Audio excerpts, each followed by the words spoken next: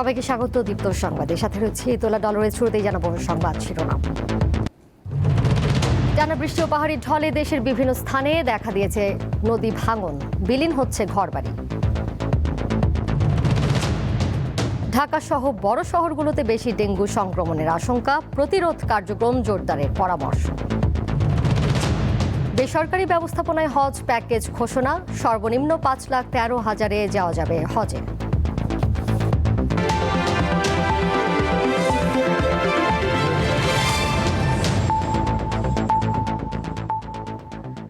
টানা বৃষ্টিতে ঠাকুরগাঁওয়ের টাঙ্গন নদীতে দেখা দিয়েছে তীব্র ভাঙন। সম্প্রতি পানি বেড়ে যাওয়ায় নদী তীরের অনেক বাড়ি ঘর বিলীন হয়ে গেছে। এছাড়া পানি বেড়েছে শেরপুর, মাদারীপুর ও গাইবান্ধার নদ নদীতেও। কারো পুরো ভিটে মাটি, কারো বা বেঁচে থাকার শেষ সম্বলটুকুও চলে গেছে টাঙ্গন নদীর পেটে। মাথা গোজার ঠাঁই হারিয়ে অসহায় পরিবারগুলোর দিন কাটছে খোলা আকাশের নিচে। নদীর উপরে নির্মাণাধীন সেতুটি নদী ভাঙনের মূল কারণ বলে মনে করছেন স্থানীয়রা। তাদের অভিযোগ, অপরিকল্পিতভাবে ভেকু ও ড্রেজার বসিয়ে প্রতিদিন নদীর বুক থেকে তোলা হচ্ছে টন টন বালু। এতেই হচ্ছে নদী ভাঙন। ব্রিজ হওয়ার কারণে আমাদের এই পাশে সাইডটা কাটে নেওয়া হয়েছে। কাটে নেওয়ার ফলে আমাদের ঘর ছিল এই পাশে, আমাদের ঘরের মাটিগুলো সব ভেঙে ভেঙে পড়ে যাচ্ছে। টাঙ্গন নদীর পানির জন্য ঘর বাড়ি যা আছে সব ভাসে গেছে। 2টা রুমও গেছে, আরো ভাঙতেছে। প্রকল্পের কাজ সহজ করতে অনিয়ন্ত্রিতভাবে নদীর মূল গতিপথ বদলে দেওয়া হয়েছে বলে স্বীকার করেছে পানি উন্নয়ন বোর্ড। তাদের যে অবস্থানটা সেটা কিন্তু সরকারি খাস জমি, এবং খাস জমি শুধু না, এটা কিন্তু নদীর খাস জমি। ড্রেজার মেশিন এখানে থাকার কোনো সুযোগ নাই। এখন কোন কারণে এখানে আছে আমি ঠিক জানি না, কিন্তু বালুমহল আমার জানা মতো একটা আছে না, এখানে একটা বালুমহল আছে। বর্ষায় ভয়ানক রূপ ধারণ করে শেরপুরের নলিতাবাড়ির খরস্রোতা চেল্লাখালী নদী। তীব্র স্রোতে এরই মধ্যে নদীগর্ভে বিলীন হয়েছে বাতকুচি গ্রামের সেতু ও কাঠের সাঁকো। বর্তমানে এই গ্রামের বাসিন্দাদের চলাচলের একমাত্র ভরসা নৌকা। আর নদীর পানি আর পাহাড়ের পানি একযোগ হয়ে আমাদের এনে পুল আছেন, যে পুলটা ভেঙে গেছে। করে ব্রিজটা আমরা সরকারের কাছে আবেদন করে ব্রিজটা চাই। ব্রিজটা চলাচলের মেন রাস্তা হইতেছে এটা বারোমারি যাওয়ার জন্য। মাদারীপুরের শিবচরের আড়িয়াল খাঁ নদের উপর নির্মিত সেতুর পশ্চিম প্রান্তের দক্ষিণ পাশের পিলারের নিচে ব্যাপক ভাঙন দেখা দিয়েছে। হুমকিতে পড়েছে 3 ইউনিয়নের সাথে সদর উপজেলার যোগাযোগের একমাত্র এই মাধ্যম। এটা আমাদের খুব আশার একটা ব্রিজ ছিল, কিন্তু এটা এখন খুব শঙ্কার মুখে আছে। ব্রিজ ভেঙে গেলে আমাদের এই এলাকার মানুষ অনেক ক্ষতি হবে, তাই আমরা সরকার আবেদন করতে চাই আমরা এই নদী ভাঙনটা ফিরিয়ে দেখ। এদিকে গাইবান্ধায় করতোয়া ও ঘাগট নদীর পানি কিছুটা বৃদ্ধি পেয়েছে। তবে পানি বৃদ্ধি ও কমার কারণে নদীর তীরবর্তী এলাকার প্রায় 20 জায়গায় দেখা দিয়েছে তীব্র ভাঙন। এতে ফসলি জমি, ঘরবাড়ি নদীগর্ভে বিলীন হচ্ছে। কামরুন নাহার, দীপ্ত, বার্তাকক্ষ। এদিকে সুনামগঞ্জের তাহিরপুর উপজেলার সীমান্তবর্তী কয়েকটি গ্রাম সম্প্রতি পাহাড়ি ঢলে ব্যাপক ক্ষতির মুখে পড়েছে। ঢলের পানিতে ভেসে আসা বালুতে ভরাট হয়ে পড়েছে সীমান্ত সংলগ্ন বিস্তীর্ণ ফসলি জমি। এতে আগামী বোরো মৌসুমে চাষাবাদ নিয়ে দেখা দিয়েছে অনিশ্চয়তা। পাহাড়ির ঢলে বয়ে আসছে বালু, আর সেই বালুতেই ভরাট হচ্ছে এখানকার ফসলি জমি। চাষাবাদ নিয়ে শঙ্কিত আছেন সীমান্তবর্তী জনপদের মানুষজন। মনে করেন কমসে কম 1000 একর জমি হইব। এগুলি একবারে বালুর, পাহাড়ি ডলে বালুর নিচে একবারে বাদ হয়ে গেছে, কিন্তু ফসল আবাদি হয় না এই জায়গার। পাহাড়ি ডলে বালু পয়রা নষ্ট হয়ে গেছে, আমরা আবাদ করতে পারি না। পানি ধারণ ক্ষমতা কমে যাওয়ার কারণে আমাদের এই যে সংসার হাওরের যে আবাদি জমিগুলি আসছিল, প্রায় কয়েকশো একর আবাদি জমি, 1000 খানিকের মতন হবে, এগুলি বালুয় প্লাবিত হয়ে যাওয়ার ফলে আমাদের কৃষকরা কৃষিকাজ করতে পারতেছে না। এই জমি চালালে আমরা চলতে পারতেছি না। জমি বন্যা জমিতে ক্ষতিপূরণ আমরা না করতে পারি, কেমনে চলবো আমরা? পানির সাথে সাথে যে সমস্ত বালি এসে ওই এলাকার কৃষি অঞ্চল ক্ষতিগ্রস্ত হয়েছে, কৃষি জমি, সেটা আমরা খোঁজ নিচ্ছি, এবং সেখানে কি পরিমাণ জমি বালির কারণে চাষাবাদ করা যাচ্ছে না, এবং ওই জমিগুলোতে কয়টা ফসল করতে পারে সেটা আমরা যাচাই করে আমরা উপজেলা প্রশাসনকে আমরা অবহিত করব, যাতে এই জমিগুলো থেকে বালি অপসারণ করে এটাকে কৃষির আওতায় নিয়ে আসা হয়। ফসলি জমি আবাদ করতে বালু অপসারণে যথাযথ উদ্যোগী হবে সরকার, এমনটি প্রত্যাশা এখানকার চাষিদের। জাকারিয়া আহমদ, দীপ্ত সংবাদ, সুনামগঞ্জ। বেসরকারি ব্যবস্থাপনায় 2027 সালের হজ প্যাকেজ ঘোষণা করেছে হজ agencies association of Bangladesh HAAB. রাজধানীর একটি হোটেলে সংবাদ সম্মেলনে হাবের সভাপতি জানান, এবছর বিশেষ, সাধারণ ও সাশ্রয়ী এই 3টি প্যাকেজ থাকছে হজ যাত্রীদের জন্য। সে অনুযায়ী সর্বনিম্ন 5,13,545 টাকা এবং সর্বমোট 7,91,060 টাকা খরচে হজ করা যাবে। হজ প্যাকেজ ঘোষণা করতে সকালে রাজধানীর একটি হোটেলে এই সংবাদ সম্মেলনের আয়োজন। এতে হজ এজেন্সিস অ্যাসোসিয়েশন অব বাংলাদেশ হাবের সভাপতি প্যাকেজ ঘোষণা করেন। সংবাদ সম্মেলনে জানানো হয়, বিশেষ, সাধারণ ও সাশ্রয়ী এই 3টি ক্যাটাগরিতে হজ প্যাকেজ সাজানো হয়েছে। সরকার নির্ধারিত ফির সঙ্গে সামঞ্জস্য রেখে প্যাকেজের মূল্য নির্ধারণ করার কথা জানান তিনি।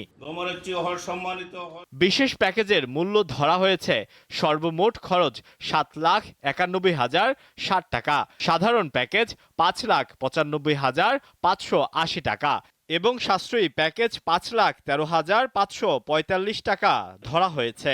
সৌদি পর্বের চূড়ান্ত ব্যয়ের হিসাব না পাওয়ায় বিগত বছরের ব্যয়ের ধারাবাহিকতায় সম্ভাব্য খরচ হিসাবে হজ প্যাকেজ প্রণয়ন করা হয়েছে। সংবাদ সম্মেলনে জানানো হয়, গত বছরের বিমান ভাড়া 1,54,830 টাকা থেকে 24,830 টাকা কমিয়ে 1,30,000 টাকা নির্ধারণ করা হয়েছে। আপনারা জানেন যে এবছর সৌদি সরকারের যে ডি ক্যাটাগরি সার্ভিস ছিল সেটি তারা প্রত্যাহার করেছে। আমাদেরকে সি ক্যাটাগরি সার্ভিস নিতে হবে, যার কারণে সৌদি পর্বের খরচ অনেক গুণ বেড়েছে। 2027 সালে মোট 1,27,198 জন বাংলাদেশি হজ করার জন্য সুযোগ পাবেন বলেও জানানো হয় সংবাদ সম্মেলনে। আলোয়ান খান, দীপ্ত সংবাদ, ঢাকা। রাজধানী সহ সারা দেশে বাড়ছে ডেঙ্গু রোগী। চট্টগ্রাম, বরিশাল, ময়মনসিংহ সহ বড় শহরগুলোতে বেশি ডেঙ্গু সংক্রমণের আশঙ্কা রয়েছে। গবেষণা প্রতিষ্ঠান IEDCR বলছে, ডেঙ্গু ভাইরাসের 4টি ভ্যারিয়েন্টের মধ্যে এবছর সেরোটাইপ 3 এর প্রভাব বেশি। তাই ডেঙ্গু নিয়ন্ত্রণে এখনই মশক নিধন কার্যক্রম জোরদার করার পরামর্শ দিয়েছেন বিশেষজ্ঞরা। বর্ষার সাথে সাথেই রাজধানী সহ দেশের বিভিন্ন হাসপাতালগুলোতে বাড়তে শুরু করছে ডেঙ্গুতে আক্রান্ত রোগীর সংখ্যা। কীটতত্ত্ববিদরা বলছেন, এখনই সতর্ক না হলে আগামী 3 মাসে ভয়াবহ রূপ নেবে ডেঙ্গু। আর জনস্বাস্থ্যবিদরা বলছেন, যদি এবার ডেঙ্গুতে আক্রান্তের ধরনের পরিবর্তন হয় তবে মৃত্যু ঝুঁকি বেড়ে যেতে পারে। রাজধানীর সোহরাওয়ার্দী হাসপাতালের এই ওয়ার্ডটি কিছুদিন আগেও ছিল হাম রোগীদের জন্য, এখন সেটি ডেঙ্গু রোগীদের জন্য তৈরি করা হয়েছে। এছাড়া মহিলাদের জন্য আলাদা ওয়ার্ড রয়েছে। সব মিলে প্রতিদিন প্রায় শতাধিক ডেঙ্গু রোগী চিকিৎসা নিচ্ছেন। এই অবস্থা প্রায় সব হাসপাতালেই। ঢাকার পাশাপাশি বিভিন্ন জেলাতেও ডেঙ্গু আক্রান্ত রোগীর তথ্য পাওয়া যাচ্ছে। এডিস মশার ঘনত্ব, ডেঙ্গু রোগীর সংখ্যা, বৃষ্টিপাত, তাপমাত্রা, আর্দ্রতা, এই কয়েকটি মিলিয়ে আমরা একটি প্রেডিকশন মডেল তৈরি করি। সেখানে স্পষ্ট দেখতে পাচ্ছি ঢাকা, চট্টগ্রাম বিভাগের বেশ কয়েকটি জেলা, বরিশাল বিভাগের বেশ কয়েকটি জেলা, মাদারীপুর, বাগেরহাট, ময়মনসিংহ, চাঁদপুর, গাজীপুর, মানিকগঞ্জ, নরসিংদী, এই কয়েকটি জেলাতে বেশ ব্যাপক আকারে ডেঙ্গু হতে পারে। সম্প্রতি রোগতত্ত্ব, রোগ নিয়ন্ত্রণ ও গবেষণা প্রতিষ্ঠান IEDCR ডেঙ্গু রোগীর নমুনা পরীক্ষা করে। এতে ডেঙ্গুর 4টি ধরনের মধ্যে ডেন 3 প্রভাব বেশি পেয়েছে। একজন ব্যক্তি একাধিকবার ডেঙ্গুতে আক্রান্ত হলে তার মৃত্যু ঝুঁকি বেশি বলে জানান এই জনস্বাস্থ্যবিদ। এবারে যতটুকু জানা যাচ্ছে যে সেরোটাইপ 3 এটা একটু বেশি 2 এর তুলনায়। তো যদি ডেন 2 এবং ডেন 3 থাকে তাহলে আমাদের ডেঙ্গি গতবারের মতোই হওয়ার আশঙ্কা আছে।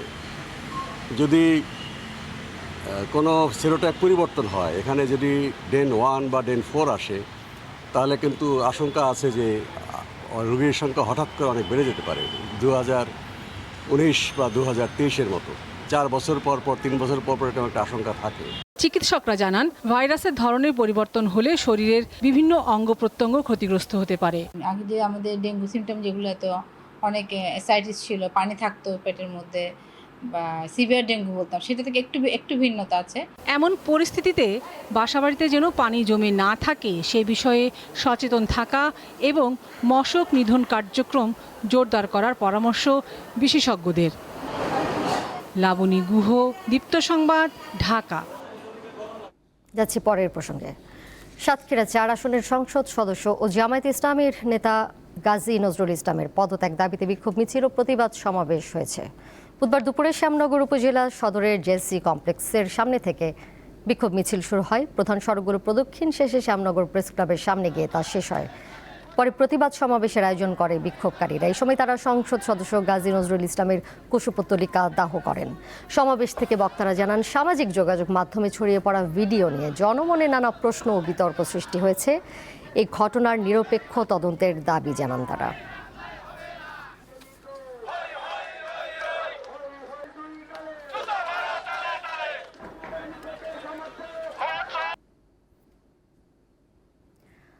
আগামী 28শে জুলাই বিশ্ব প্রকৃতি সংরক্ষণ দিবস পালিত হবে।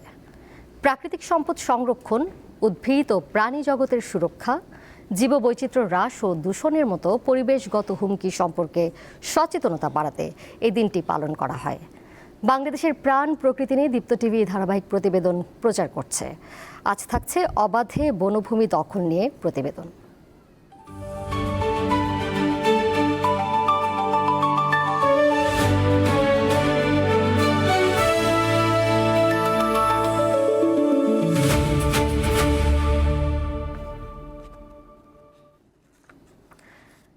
দেশে উন্নয়নের নামে সংরক্ষিত বনের বুক চিরে তৈরি হচ্ছে পাকা সড়ক। হুমকির মুখে পড়েছে শতবর্ষী প্রাচীন গাছ, বন্যপ্রাণীর বিচরণ কেন্দ্র এবং আবাসস্থল। সম্প্রতি চট্টগ্রামের সাতকানিয়া ও কক্সবাজারের চকরিয়ার বনের ভেতর দিয়ে নির্মাণ হচ্ছে পাকা সড়ক। পরিবেশ ও বন সংরক্ষণ কর্মীরা বলছেন, বনের মাঝ দিয়ে সড়ক নির্মিত হলে মানুষ ও হাতির সংঘাত বাড়বে, হুমকির মুখে পড়বে জীববৈচিত্র্য।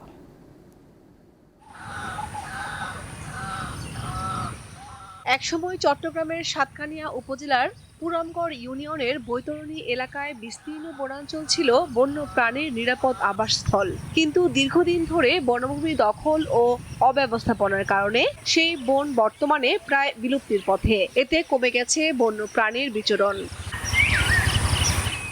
বনাঞ্চলের ভেতর দিয়ে দুটি সড়ক নির্মাণ নিয়ে আপত্তি জানিয়েছে বন বিভাগ। তবে আপত্তি সত্ত্বেও সড়ক নির্মাণের প্রক্রিয়া বন্ধ হয়নি। বন বিভাগের কর্মকর্তারা জানান, এখানে সড়ক হলে বনভূমি দখল, অবৈধ অনুপ্রবেশ, গাছ কাটা ও বন সম্পদ পাচারের ঝুঁকি বাড়তে পারে। যদি সংরক্ষিত বনের মধ্যে দিয়ে রাস্তা যায়, সেক্ষেত্রে মানুষের চলাচল বৃদ্ধি পাবে এবং সেখানে জবরদখল কিংবা নতুন ঘরবাড়ি তৈরির একটা প্রবণতা লক্ষ্য করা যায়। তাহলে সেক্ষেত্রে বনের যে প্রাকৃতিক বৈশিষ্ট্য সেটা ব্যাহত হওয়ার সমূহ সম্ভাবনা রয়েছে। এদিকে কক্সবাজারের চকরিয়ায় গর্জন বনের ভিতরে হাতি চলাচলের পথে পাকা সড়ক নির্মিত হচ্ছে। যদিও বন বিভাগকে না জানিয়েই সংরক্ষিত ওই বনে সড়ক তৈরির উদ্যোগ নিয়েছে এলজিইডি। স্থানীয়রা জানান, হাতির সঙ্গে তাদের সহাবস্থান দীর্ঘদিনের, কিন্তু পাকা সড়ক হলে চলবে যানবাহন, ব্যাহত হবে হাতির স্বাভাবিক চলাচল। হাতির এইখানে তো আমরা বসবাস করি, আমরা ক্ষতি করে নাই। ওই ধান পাকলে একটু ধানে ক্ষতি করে, না হলে ক্ষতি করে নাই। ওইটা আমরা বসবাস, ছোট বাচ্চা নিয়ে বসবাস করি না। বন বিভাগের কর্মকর্তারা জানান, এই অবস্থায় বনের ভিতরে সড়কটি নির্মিত হলে হাতি চলাচল ব্যাহত ও নষ্ট হবে বনের প্রাকৃতিক অখণ্ডতা। এখানে এশীয় হাতির চলাচলের পথ, এছাড়াও অন্যান্য বন্যপ্রাণী ওই বনে রয়েছে। পুরোদস্তুর ওখানে রাস্তা করা হলে জীববৈচিত্র্য তথা প্রাকৃতিক ভারসাম্য বিঘ্নিত হবে। কক্সবাজারের সংরক্ষিত বনভূমিতে 2017 সালের আগস্টে রোহিঙ্গারা আশ্রয় নিলে হাতির দুটি গুরুত্বপূর্ণ করিডোর বন্ধ হয়ে যায়। এছাড়া জঙ্গলে হাতিকে গুলি করে হত্যার ঘটনাও ঘটছে প্রায়ই। বন অধিদপ্তরের তথ্য মতে 2016 থেকে 2025 সাল পর্যন্ত কক্সবাজারে গুলিতে মারা গেছে কমপক্ষে 9টি হাতি। কামরুন নাহার, দীপ্ত, বার্তাকক্ষ। এবারে কেওয়াই স্টিল চট্টগ্রাম সংবাদ।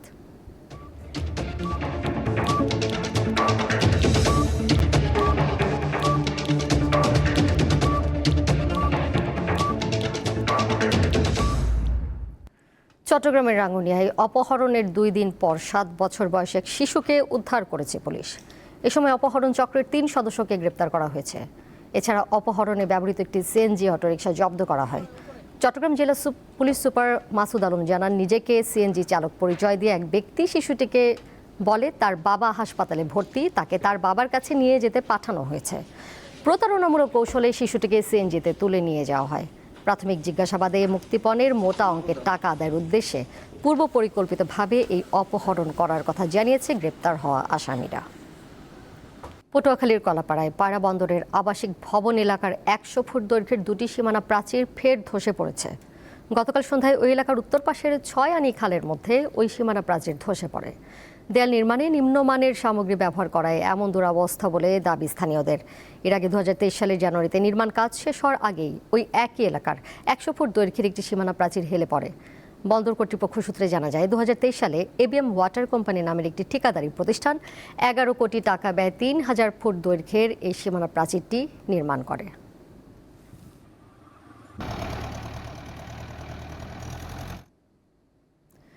পৃথক অভিযানে প্রায় 2,38,70,000 টাকা মূল্যের বিপুল পরিমাণ ভারতীয় শাড়ি ও দুটি যানবাহন জব্দ করেছে বিজিবি জানায় বুধবার ভোরে ফেনী সদর উপজেলার গীতাবাড়ি বিওপি ও ফুলগাজী উপজেলার কমুয়া বিওপির সীমান্ত এলাকায় বিশেষ টহল দল মাদক ও চোরাচালান বিরোধী অভিযান পরিচালনা করে।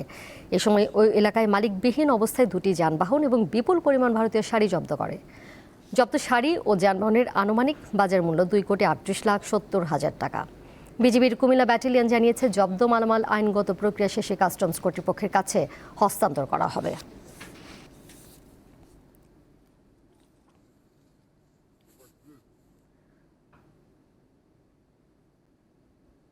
আন্তর্জাতিক প্রসঙ্গ। ভারতের কেন্দ্রীয় শিক্ষামন্ত্রী ধর্মেন্দ্র প্রধানের পদত্যাগের দাবিতে উত্তাল হয়ে উঠেছে রাজধানীর নয়াদিল্লি। শিক্ষার্থীদের আন্দোলনে সমর্থন দিয়ে ককরোচ জনতা পার্টি ছাড়াও বিজেপি বিরোধী বিভিন্ন রাজনৈতিক দলের অবস্থান কর্মসূচি ও পুলিশি অভিযানে উত্তেজনা ক্রমেই বাড়ছে। রাজপথ ছাড়তে নারাজ ককরোচ জনতা পার্টি সিজেপি। ভিড় বাড়ছে যন্তর মন্তরে। হাসপাতালে থেকেও অনশন চালিয়ে যাচ্ছেন ভারতের শিক্ষাবিদ ও আন্দোলনকর্মী সোনম ওয়াংচুক। এই অবস্থায় আইনশৃঙ্খলা পরিস্থিতির অবনতির শঙ্কায় দিল্লির 16টি গুরুত্বপূর্ণ মেট্রো স্টেশন সাময়িকভাবে বন্ধ ঘোষণা করেছে দিল্লি মেট্রো রেল কর্পোরেশন। এদিকে নিট পরীক্ষার প্রশ্নপত্র ফাঁসের বিতর্কে শিক্ষামন্ত্রী ছাড়াও স্বরাষ্ট্রমন্ত্রী অমিত শাহর পদত্যাগ এবং প্রধানমন্ত্রী নরেন্দ্র মোদীর ক্ষমা প্রার্থনা সহ 5 দফা দাবি জানিয়েছেন কংগ্রেস নেতা রাহুল গান্ধী। এর আগে মঙ্গলবার রাতে আন্দোলন থেকে রাহুল ও প্রিয়াঙ্কা গান্ধীকে আটকের পর ছেড়ে দেয় পুলিশ।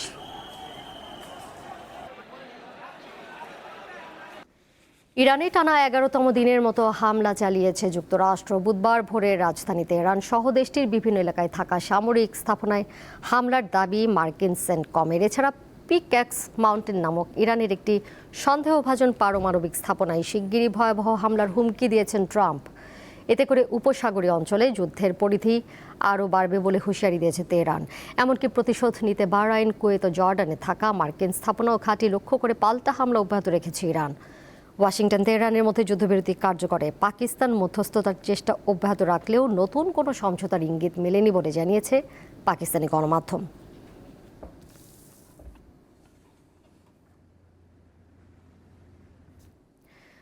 বিশ্বকাপের ফাইনালে স্পেনের কাছে হারের পর নিজ পরিবারের কাছে ফিরেছেন আর্জেন্টাইন কোচ লিওনেল স্কালোনি। নিজ শহরে ফিরে আবারও কাঁদলেন তিনি। আর্জেন্টিনায় ফিরে সংবাদ সম্মেলনে নিজেকে ধরে রাখতে পারেননি লিওনেল স্কালোনি। প্রশ্নোত্তর পর্ব শেষ না করে কাঁদতে কাঁদতে সম্মেলন কক্ষ ছাড়েন কোচ। অবশ্য নিজেকে সামনে নিয়েছিলেন পরে। পূজাতই পরিবারের কাছে যাওয়ার আগে বেশ বলিষ্ঠ ছিল তার কণ্ঠস্বর। কিন্তু নিজ শহরে ফিরে চেনা জানা মানুষদের সামনে আবারও কেঁদেছেন স্কালোনি।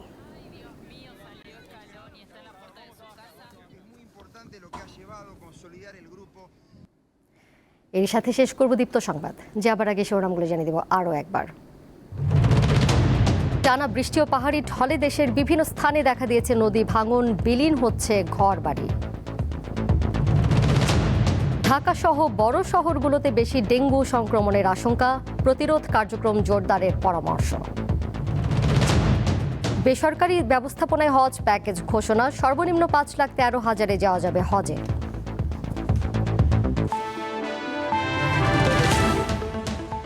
এই ছিল এখনকার মতো। পরের সংখ্যা দেখবেন সন্ধ্যা 6:40। এছাড়াও আরও তথ্য এবং বিনোদনের নানা খবরাখবর জানতে যুক্ত থাকুন দীপ্ত ডিজিটাল প্ল্যাটফর্মে। সবাইকে ধন্যবাদ এতক্ষণ সাথে থাকার জন্য।